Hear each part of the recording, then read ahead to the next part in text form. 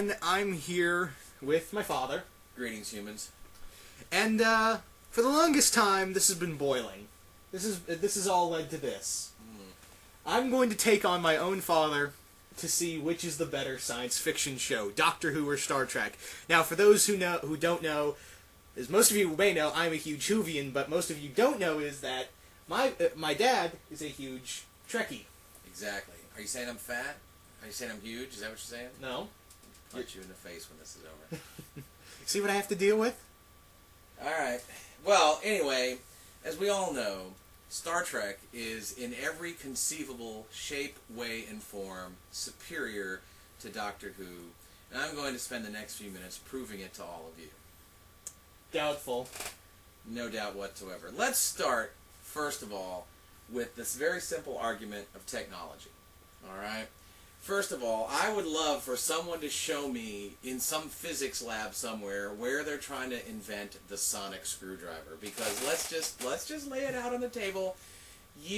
Ask any major physicist out there today. Ask what's his name, that guy that's on all the shows, Dr. What's his name? The Japanese guy, Albert Einstein. Right. He himself said he was inspired by Star Trek. You know, people out there trying to develop ways to teleport, and in fact, scientists have recently been able to transport one photon of light from one place to another. The cell phone, inspired by Star Trek. Now, nobody has floppy disks anymore, but the 5-inch floppy disk, inspired by Star Trek. The Bluetooth device, inspired by Star Trek. And not only that, I don't see anybody naming space shuttles after phone booths. Okay. Your turn. Okay, in rebuttal. The reason why Doctor Who no one's trying to make Doctor Who-esque technology is because it's so ahead of it. We're light years ahead of technology. Now, granted, you can make this argument for Star Trek when it was first coming out, but Doctor Who, in my opinion, is what science will become eventually. You know, we're always trying to figure out... It's not just time travel, Dad. You've got the cyberbionics inspired by the Cybermen. You've got... Okay, we're not doing this. Keep going. Come on. No. You let me talk, I'm going to let you talk. Go ahead, finish. We've got laser propelled weaponry inspired by the Daleks. And as well as cloning, which was inspired by the Centaurans. Okay, all right, first of all, cloning not inspired by Doctor Who, and anybody that says that Doctor Who inspired cloning is out of the... Well, let's just talk about villains, okay? Star Trek has way better villains. Okay, alright. Hang on. The Borg were inspired by the Cybermen. Wrong! Yes! Wrong! Where is that? Prove it. I will show it to you. I don't think you can. Anyway, stop touching your computer and finish arguing with me. Alright. So, and also, let's just say, I mean, you know, that's the problem with Doctor Who is that, well, you just bounce around from one timeline to another timeline. At least in Star Trek, you know, crap has to go in order. You know, yes, occasionally they bounce in and around the time-space continuum, but they don't go to, like, you know, they don't go to, like, Dinosaur World or whatever, you know. I mean, this stuff is real, you know, like, Star Trek, shit just got real. You know, that's what we need.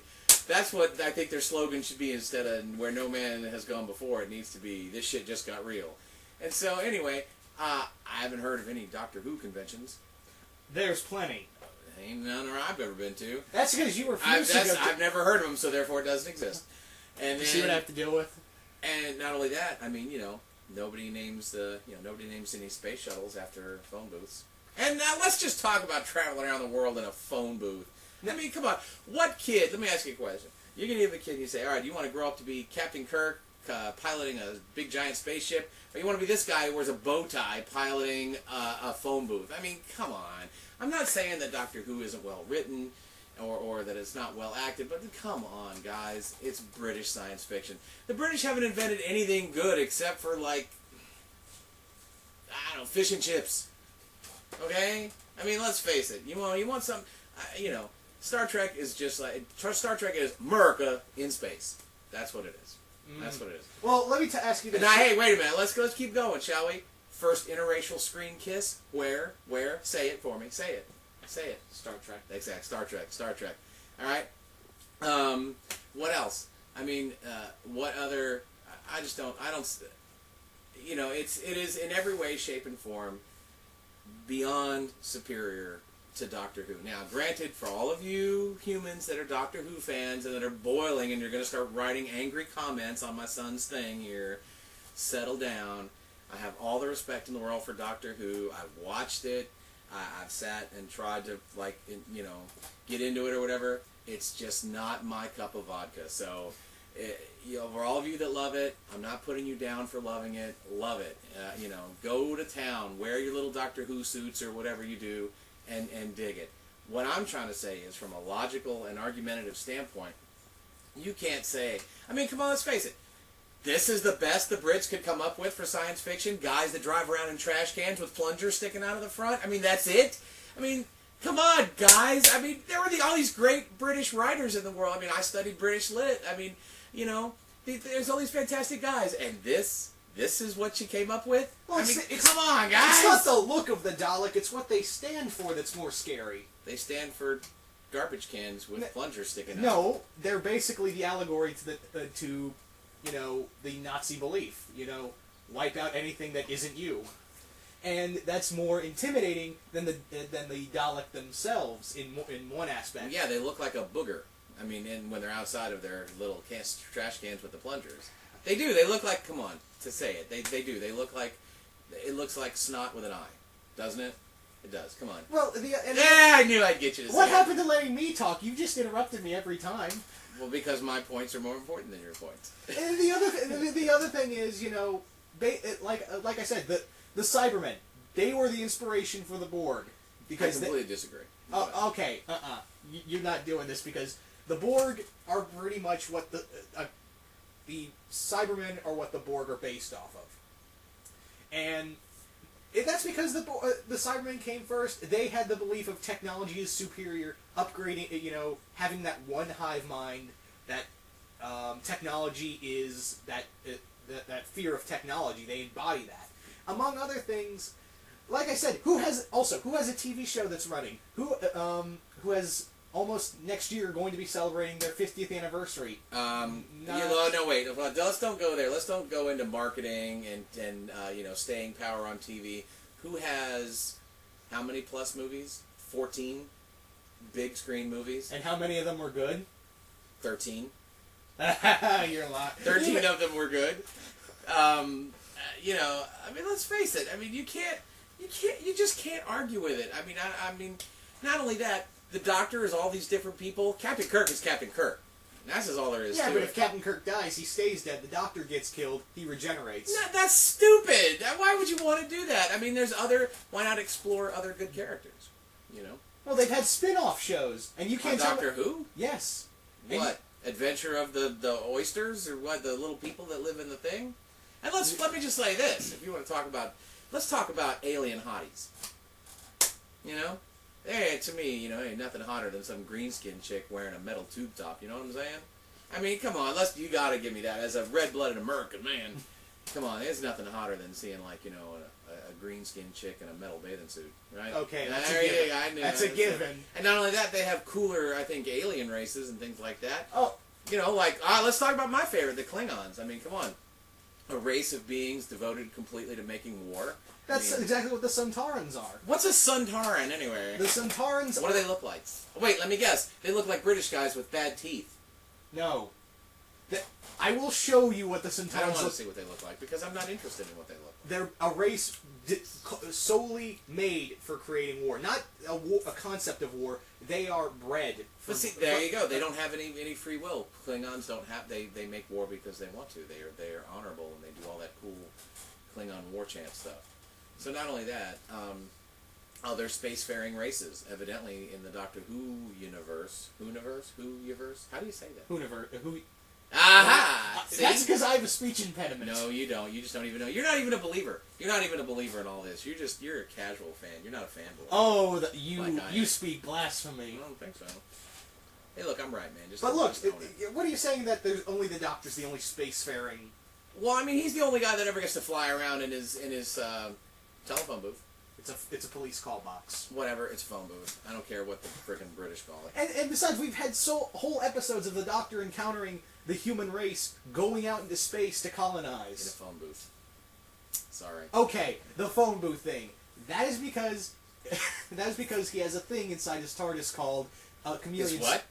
TARDIS. It stands for time and relative dimensions in space. Yeah, TARDIS. It sounds like something. I had an infection in my TARDIS once, but I went to the doctor, got a shot for it. I'm just saying. Look, phone booth versus the Enterprise. The Starship Enterprise is a beautiful, beautiful, gigantic spaceship that flies around through space and does all kind of cool stuff and blows up aliens and all that. And the Doctor Who thing, it's a phone booth. It's not sexy. It doesn't need to be. Size matters not. Oh, sorry, Yoda. Not on this one. Don't even bring that in here. But anyway. And it's big. It's bigger on the inside. The TARDIS. If I had $1 for every time I heard that. The police call box itself is like, it's kind of like they explained it. It's like the TARDIS. If you gotta explain it. And Star Trek doesn't explain stuff. They don't have to explain stuff. It's Star Trek. Not only the Starship Enterprise doesn't need any explaining. Yeah, it does. It How does why? need, because It's a spaceship. It's a spaceship that that constantly needs to be worked on. Exactly. Plus, Which Enterprise are we talking about? Well, it doesn't matter which one. I'm just saying compare the two things. All right, that's apples and apples. All right. So anyway, but and then the other thing too is I think personally that Star Trek has much deeper and much broader character development. Oh, on all of the, but there's more than one main character. And basically, on the Doctor Who thing, you only got the one guy, right? The Doctor guy. Well, who, by the way, who was the guy that I said that I liked that actually played the Doctor? What was his name? The guy with a really thick accent. They're on the first reboot of the Doctor. Oh, Christopher Eccleston. Yeah, I liked him. He's pretty cool. But anyway, let's face it. Nobody but Bill Shatner could be Captain Kirk. Except for I like the new guy, Chris Pine. He's pretty cool. Can't even talk about the J.J. Abrams things. That's a whole other thing. Yeah. But J.J. Abrams was a badass, and I don't care what anybody says about it. And that chick that plays Uhura, what's her name? Zoe Saldana. Anyway, she's hot. And the green chick in that was hot too, wasn't she? Okay, yes. Thank you. See, I win. There you go. But for nothing else, I win. Look. Wouldn't you love to have like a Mr. Spock, like a mind-reading guy that can not only Vulcan nerve hit you? About character development. It doesn't. You do have a big cast. It's just that not everyone stays on the TARDIS. That show has had nearly 50 years of continuity. There are characters that have come and gone with the Doctor, and they've learned character development through him, and not only he's learned to change through himself. He's the only survivor of his race. He survived a war that he perpetrated that wiped out not only the Daleks but also his own race. Well, then he doesn't deserve to have a show. If you wipe out people, then you shouldn't get nothing. He's a survivor at this point. He's trying to atone. How many movies? How many movies had about Doctor Who? How many? One. Yeah. Mm-hmm. Let's see. So that's how many less than Star Trek? 13 less. Mm-hmm. Yeah. All right. Not only that, let me just say this. Let's talk about actors. All right. Let's talk about the classically trained British actors, shall we? In the form of Sir Patrick Stewart. Mm-hmm. Yes, Patrick Stewart is good. And I'm not going to knock Patrick Stewart. You best not. What about Avery Brooks? Avery Brooks. He's the background voice in like every History Channel show. He has that deep baritone voice. Mm. And he often says things like, "The Earth is an orbiting globe around the sun." He says things like that. See, he's from DS9, right? Yes. See, I have to remember because there's so many shows. That's exactly right. It has spawned numerous spin-off franchises. How many Doctor Who spin-offs are there? 2. Mm-hmm. Yeah. How many Star Trek ones are there? Let's count. Okay, that's the original. All right. Then there's Next Generation, and then there's Voyager, which kind of sucked, by the way. I'll go ahead and say I'll own that one too. I'll admit to that one. And Deep Space Nine and Star Trek Enterprise. That one, you didn't like that one. I liked Enterprise. It didn't go where I wanted it to go. I was disappointed in it. You only like the Mirror Universe episode. Oh, I love the Mirror. That's another thing too. Any Mirror Universes in Doctor Who? Yes. No, there's not. Yes. What Mirror Universe is that? There was a parallel universe. Ah, here we go. In Series 2. He had his little sonic screwdriver.